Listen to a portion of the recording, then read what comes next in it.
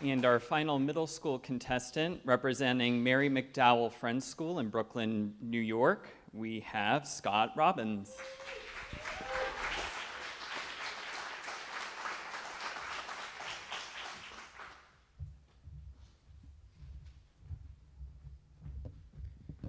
Fourscore and 7 years ago, our fathers brought forth on this continent a new nation, conceived in liberty and dedicated to the proposition that all men are created equal.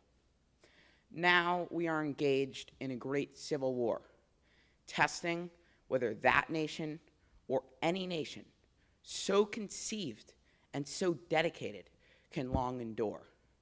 We are met on a great battlefield of that war.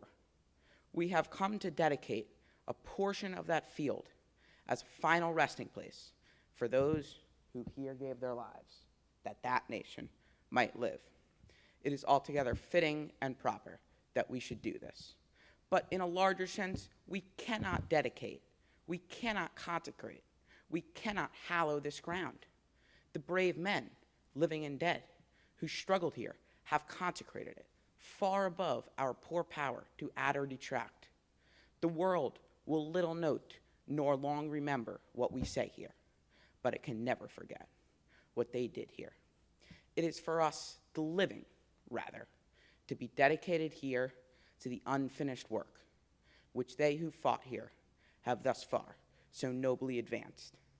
It is rather for us to be here dedicated to the great task remaining before us, that from these honored dead, we take increased devotion to that cause for which they gave the last full measure of devotion. That we here highly resolve that these dead shall not have died in vain, that this nation, under God, shall have a new birth of freedom, and that government of the people, by the people, for the people, shall not perish from the earth.